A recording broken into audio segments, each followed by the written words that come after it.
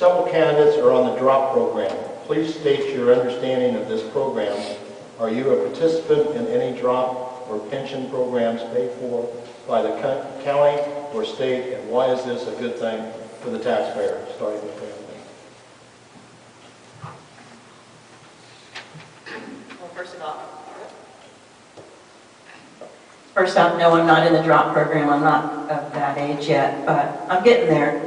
But the drop program basically was started by the legislature, and it allows people to have a 60-month window within which the time that they sign up with which to retire. And they have stated in the form that they fill out, and I do have a copy of the drop resignation forms here for you, but they state when the last day is, and then they agree when they sign the form to go ahead and retire. The way that the legislation is written, though, it allows people that are in the drop program, and I do believe they have changed it, although I don't know if it's retroactive or whether it's for anyone that's already signed up for the drop program. But this is one of the things that kind of bothers me about the property appraiser's office. You actually have 4 people in the property appraiser's office right now that are enrolled in the drop program. Previously, what would happen is an official or someone who's in the FRS, Florida Retirement System, could go ahead and retire, but then stay out 30 days and then come back into their same office and receive their full retirement benefits and pay, and also their full salary. And this has kind of been going on, but no one kind of really, knows about it. But there's actually 4 people in the property appraiser's office, and this is why I think it's a perfect time to go ahead and do this audit to make sure that they're following all the processes that they need to, and then develop operating procedures from that, because you've got 4 people at the very top of the property appraiser's office who are getting ready to retire very soon. So this is the perfect time to go ahead and get in there and like they're all talking about, modernize it. But before I would spend any of your money, I would make sure an audit is done first to make sure that the money, your money, is spent wisely.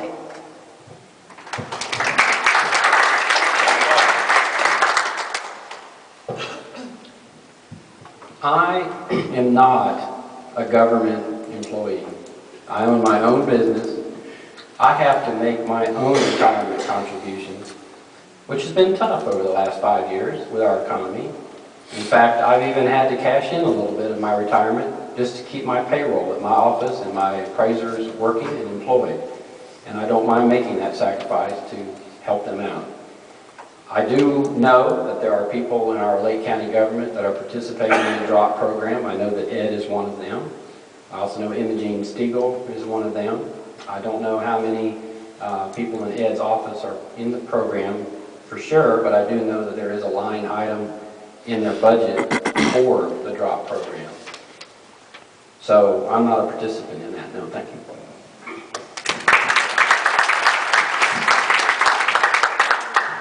Well, I'm also not in the state retirement system. I'm in the Carey retirement system. The drop program originally was designed for state employees, really to encourage senior folks to retire out. It was never intended for elected officials, but we had a problem with elected officials, and Mr. Havill's one of them, but not the only one. Imogene is, Mr. Earl K. Wood in Orange County is. In this case, Mr. Havill made a decision to retire back in 2005. And then in 2008 or 9, he went ahead and retired, which means, and this is what was going around statewide, which meant that only an elected official could do this. They were able to retire, be sort of re-elected, and now, in his case, draw $250,000 a year, nearly $250,000 a year between his retirement and his pay. As well as a drop program gives you a cash benefit. In this case, it was over $300,000 cash benefit. Because elected officials were taking advantage of this loophole, we literally had to change the law to prohibit it.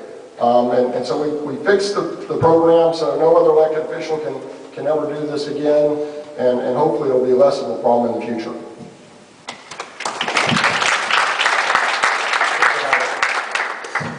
Thank you. Again, my name's Ed Havill. I'd like to point something out to Pam before I get started on drop. We have a comprehensive annual financial report annually, every year. Plus we have a big policy manual.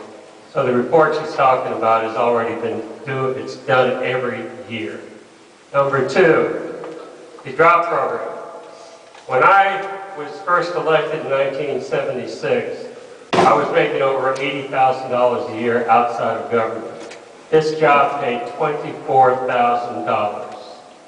I looked at it and I said, I've got to think of my retirement, my family when I retire, and so forth. And that was the thing that put me over the edge to run for it. In 2008, I filed for re-election. That was in June or July. 1 month later, I found out I had leukemia and I needed a bone marrow transplant. My wife and I prayed about it, and we didn't have the money because it was really, really expensive. And what we decided to do is I would draw my retirement, not the 5 years I was building up, the 4 years I had built up, and take that money to help my medical problems. As it turned out, the bone marrow transplant didn't work. I had medical problems, and I got on some medicine, an experimental drug that I've been on for the last 3 years. It makes me feel like I'm 40 again. And my leukemia is not getting any worse. It's stabilized. So, as far as that money goes, yes, I'm getting paid, and I'm also getting, because I was elected without opposition in the following January. I'm getting my paycheck, I'm getting my retirement. But think of who you got in there now, an experienced appraiser. Thank you. For Mr. Price. We'll just start with Mr. Price. What are the two biggest challenges facing the property appraiser in the next 4 years, and what skills do you have that will allow you to address these challenges? Some of the challenges that we did mention in some of these other forums include technology upgrades to the, not only to the office itself, but to the website. The website could be made more user-friendly, have more information available for people to research sales in their neighborhood, to see what's going on. Also, the field appraisers need to have upgraded technology in the field, such as tablet PCs, so they don't have to be working with paper records. I also need to have the factual errors in the property cards fixed. As an appraiser, I go out every day, I measure houses every day, and time after time, especially in two-story homes, I find errors in the actual gross living area that's reported in the tax cards. These taxpayers are paying taxes for a bigger house than they actually own, and you can see that in almost every two-story house that's been built in the last 5 or 6 years. Also, I think the customer service, Ed would disagree with me, but I believe that customer service in their office needs to be improved. I have been in there myself in years past and been treated rudely by the staff at the counter. I've had story after story on the campaign trail from homeowners that have gone in there with a complaint about their assessment, and they've been given rude, short answers such as, well, the Department of Revenue accepted it, it must be okay. The most recent one I heard the other day was a man owned a mobile home in Bonfire, which is in the Basville Park area. Basville Park's not exactly a hot area that's on fire. And they were told that there were only 2 mobile home parks in all Lake County that had gone up in value over the last few years, the Villages and Bonfire. I don't get it.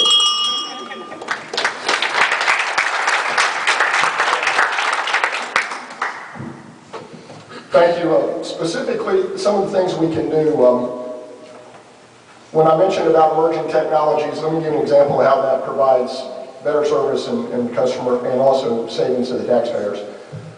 Bill Donegan, the property appraiser in Orange County, who's endorsing me, he has embraced this technology which means instead of taking his in-house appraisers and sending them out to the field every day to look at properties, measure properties, do a lot of assessment work, he literally can have folks in front of a computer screen with 3D aerial photography looking at buildings, and as a result of these efficiencies, he did away with his entire fleet of vehicles.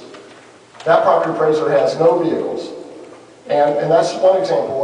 Volusia County, Morgan Gilreath, he has taken technology and merged it, computer technology with these aerial photographs, and literally the computer program will measure commercial buildings. Every commercial building in Volusia County is measured by computer.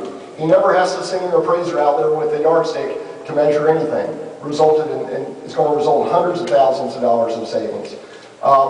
We do need to improve our customer service. We can also improve online submission of, say for instance, homestead exemptions. Orange County again, nearly 60% of their homestead exemptions are filed online. Here in Lake County, 0. I know I can beat 0. It'll just take a little work. And then I'd also like to say that we also need to improve the accuracy. And accuracy, when you're trying to, and this isn't necessarily a ding on this office, when you're trying to accurately appraise 190-something thousand parcels every year, you need computer technology to aid in that. And that's why we talk a lot about technology, because it's so important. Thank you.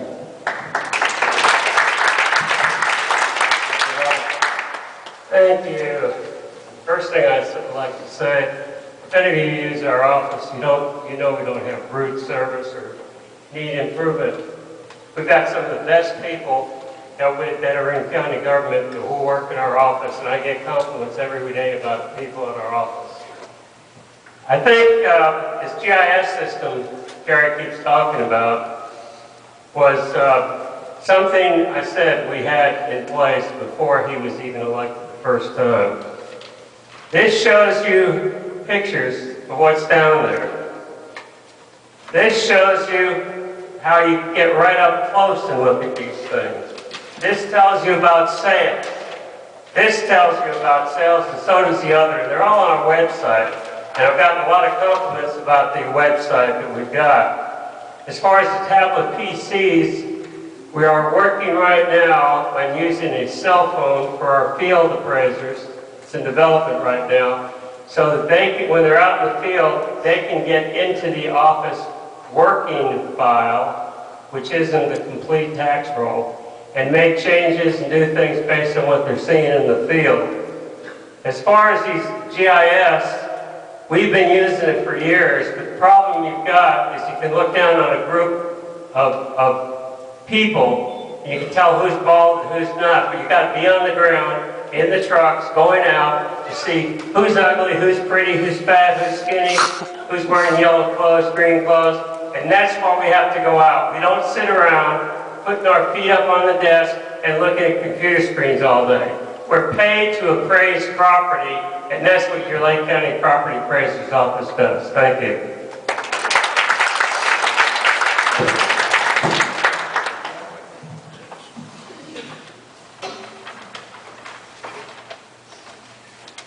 I see it as a matter of reducing the size and scope of government. Excuse me for asking the question, but I don't understand when you go out and you purchase a piece of property and you have a mortgage, you automatically get an appraisal done by a certified appraiser such as Mr. Price here, and then that is given to your bank. So I don't understand why the property appraiser's office has to duplicate the effort with people who are not state certified property appraisers. In my mind, the thing to do is take that appraisal that you've already paid for. So in my mind, it's like the taxpayer's paying twice, because you're paying for the one that the bank is ordered, and then you have to pay for another one for the property appraiser's office. So in my mind, let's privatize a lot of the appraisal process of the property appraiser's office, because they, as Mr. Price mentioned, the things are incorrect, and I encourage everybody to be responsible on your own and make sure that you get a copy of your property record card and not the one that's on the website. The one that's on the website is only half of the property card. What you do is you get the long form property card and you make sure that the information that's on this matches the information that's on the appraisal that you already paid $300 to $600 for. Because if they are wrong and you have too much square footage on your property card, you are being cheated. I liken it to that the government's stealing from you. So that information has to be correct, but I encourage everybody to take responsibility for your own and look and make sure that your property record card matches what your house really is. As far as reducing the size of government, I'm also going to reduce the salary. The legislature made it available that any constitutional officer can voluntarily reduce the rate of pay. I'm going to voluntarily reduce the rate of pay to $80,000 because I don't think that a public official should make 3 times what the average person in Lake County makes. Thank you. So, Mr. Baker, what are the various sources of appraiser funds, and how would you apply these funds more effectively? Every year, each property appraiser in the state of Florida has to develop a budget. And they submit that budget to the Department of Revenue for review. And the reason for that is that the Department of Revenue, their job is to ensure across the state that your property and every property is being fairly appraised, and that every property appraiser has the tools and the means to ensure that. And this is for your protection. And so in this case, Lake County submits a budget to the Department of Revenue. They go through the budget. They check it off and they approve that budget, and it comes back to the county, and Lake County, the county commission, will actually fund that budget. And so that's the process that every property appraiser's office goes through in the state of Florida.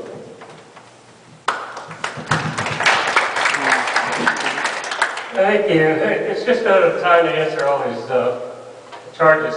Number one, that last statement of former Senator Baker is completely inaccurate. The county commission doesn't completely fund our budget.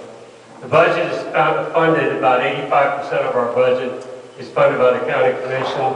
The water authorities fund the other 15%. The problem that these folks have is there's only 2 appraisers sitting up there, Walter Price and myself. Ms. Lee here, she's upset because last year we got her in homestead fraud. We found improvements to her property. The county has sent her a letter telling her she's got to get building permits and things like that. So she's upset.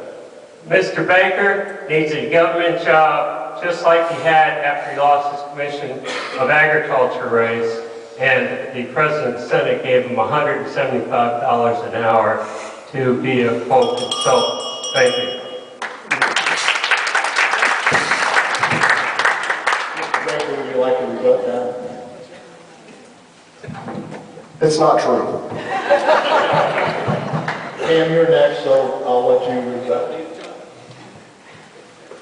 Okay, Mr. Havill, and this goes back to the way people are treated at the office. I've been on my property for 20 years, okay, and I haven't built anything extra, but this is why I'm concerned about the scope of the government. The property appraiser's office has the ability to treat you worse than the police department. They can come out to your property, not let you know you were there. They can take all kinds of pictures, make all kinds of notes, never let you know that they were ever there. And then, when you get your trim notice and your taxes went up 30% instead of the ones 3% by law, then... We're going to give her another 30 seconds.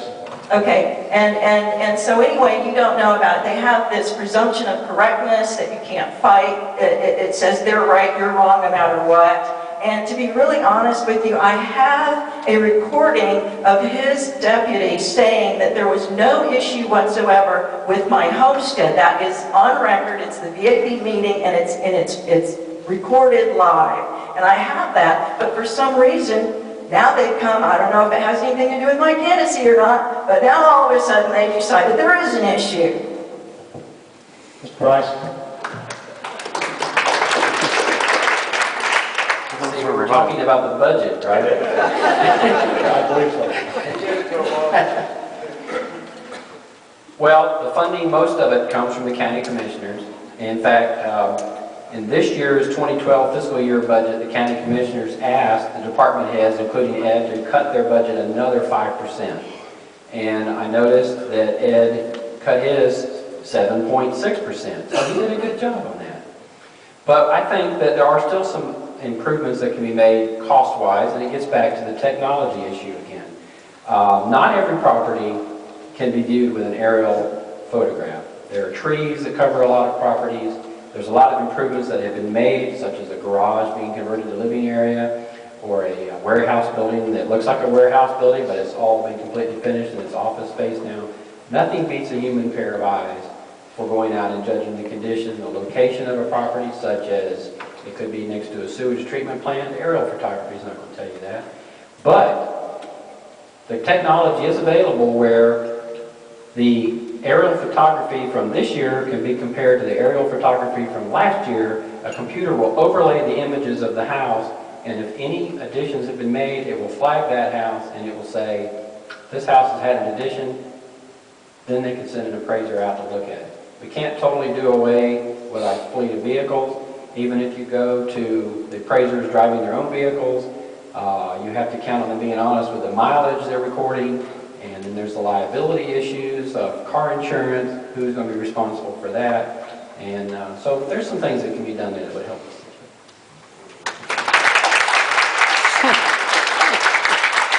Mr. Havill, we have seen a 2010-2011 budget sheet comparing Lake County to 6 other Central Florida counties.